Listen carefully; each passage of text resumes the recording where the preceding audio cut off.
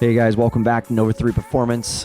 Today is myself, Brian Carter, and we are going to discuss the industry of fitness, and all the changes we've seen so far since, well, at least my time in the fitness industry. So that's going to date back, way back 2004 is when I graduated from high school. Yes, I just dated myself. Um, so 2004, getting out of high school, getting involved with my first gym that was outside of the high school at that time was a circuit training gym. It was actually a circuit training gym just for men. That's right. I don't think there's ever been too many gyms that are just for men, but this one was. At least in the beginning, it was. There was a smoothie bar in there and had circuit training equipment like resistance machines that we, push, pull. There was like a hack squat machine, like a preacher curl, where you get in there and you're just cranking your arms out. And you had like a buzzer going on. You're in like a simulated boxing ring. You had your gloves on. So like every third station, you were just going to town on a punching bag. So I don't think I've ever seen anything like that since. That gym was around for a couple years, expanded over time, went into, still kept that, but we started doing, more boot camp styles, lots of running outside, group training. People love to run. Not all people, but a lot of people like to run and do a bunch of body weight stuff. And then we bought some more gear, and we, had a squat rack, bench press, bunch of dumbbells, kind of expanding out of as the years gone by. So that was my first start as an actual job in fitness, and then that kind of carried over into CrossFit for me a couple years after. So, and even just we can looking at CrossFit in the way that's exploded, over the last 14 years, 15 years, just with local boxes and just the amount of boxes there are now. So I'm just outside Edmonton, Alberta, Canada, and I think there's 15 gyms-ish in the area. Just over, probably 1.5 million people somewhere in there in the area. That's not even touching on, yoga studios and leisure centers and private personal training gyms and all that kind of stuff. So there's just a ton of fitness everywhere. That's another avenue to talk about. It's just the amount of overall fitness classes and different options there are for people now. You have like your Orange Theories, World Health Club, Gym Movement, like used to be Club Fit, and there's every week there seems to be a new fad coming out with fitness, and like get ripped quick in 20 minutes or 40 minutes or whatever that is. A lot of it is like that high intensity circuit training style, similar to CrossFit, but it just doesn't have any of the skill work, the high gymnastic skills that we do in CrossFit. And when I say high gymnastic skills, I mean that in relative to CrossFit, not actual gymnastics. But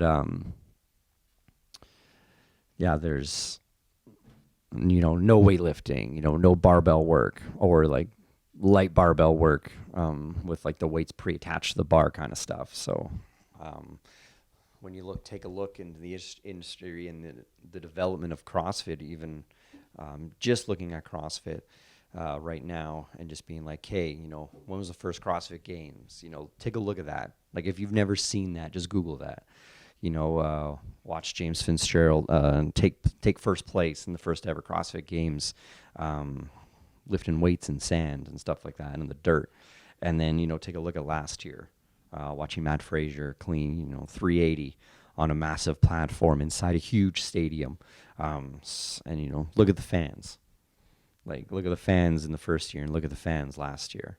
If you've never been to the CrossFit Games, it's a spectacle, right? Like, it's just a massive experience, and the caliber that they put on and the show, and juggling all these different athletes and the vendors and all those kind of things, guest speakers and stuff like that. It's pretty amazing to watch how the CrossFit Games has just gone from its infancy and evolved into what it is now.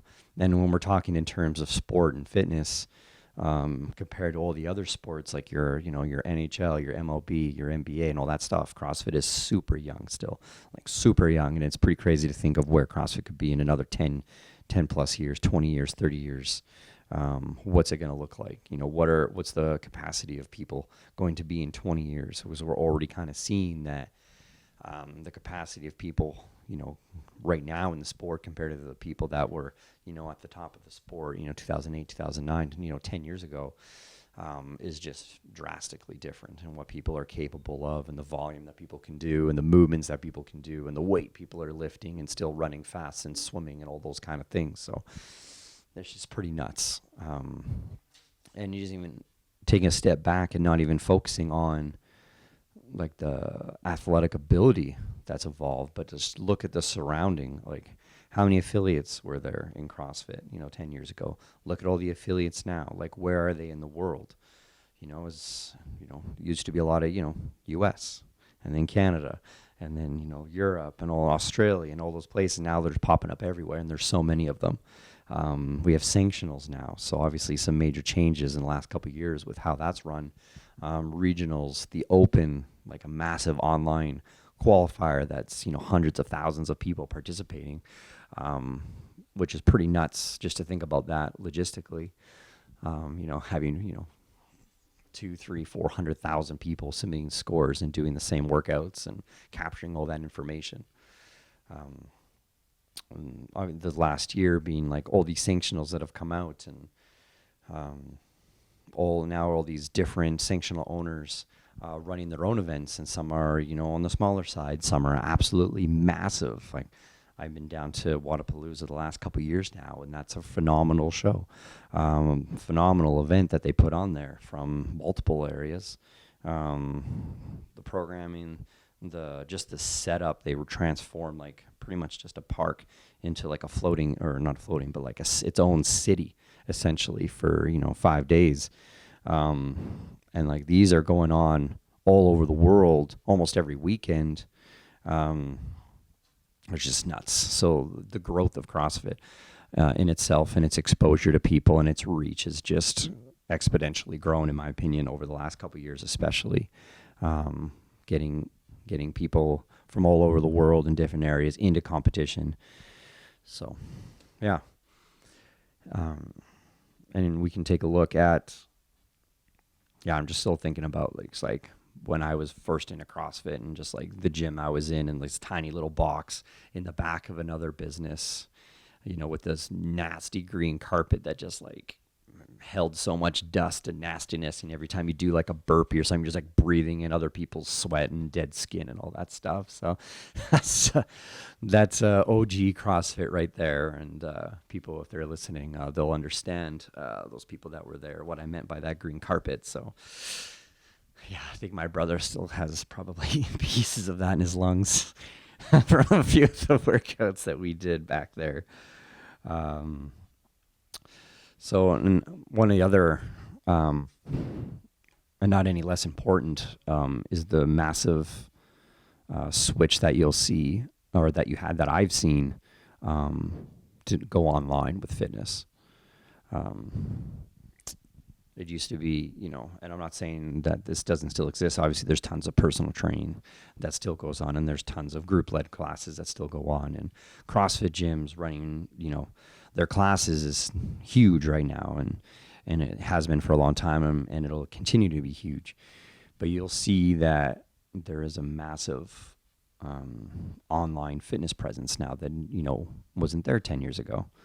As technology improves and different softwares come up, and that's just seems to be the way a lot of, not even just in fitness, but in life, a lot of things are going to online. I can shop online.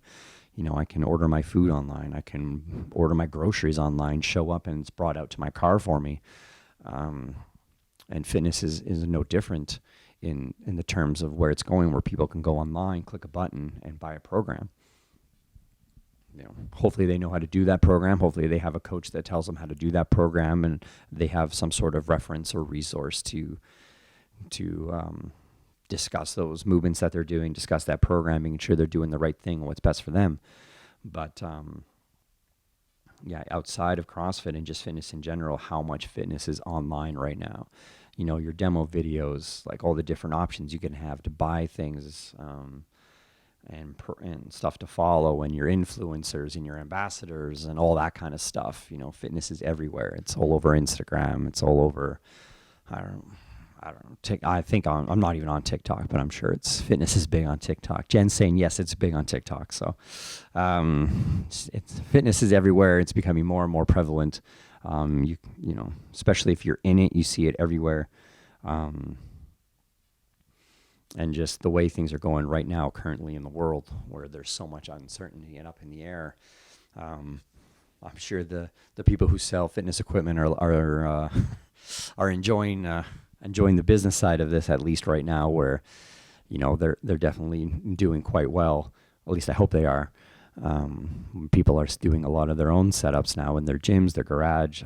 If you live somewhere where it doesn't snow, maybe you're outside right now and working out, and that's lucky for you.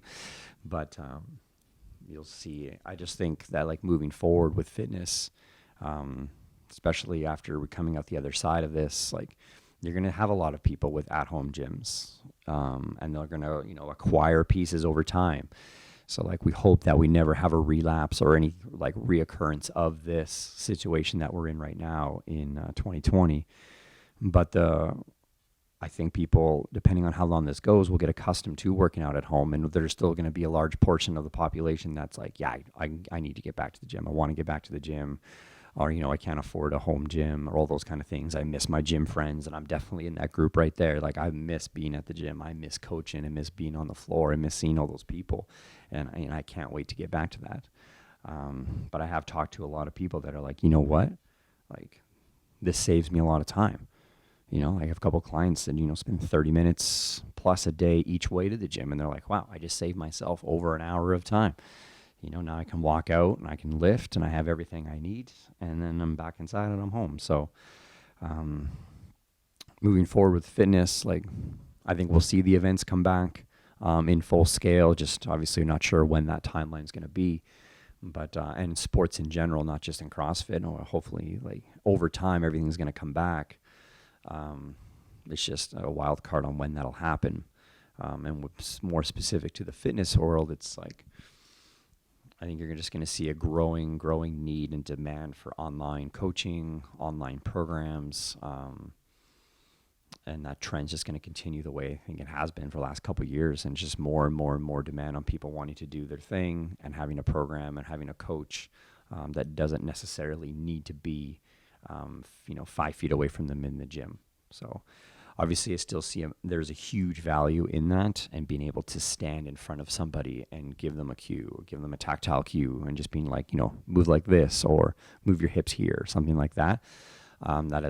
Can be a lot more challenging to do remotely.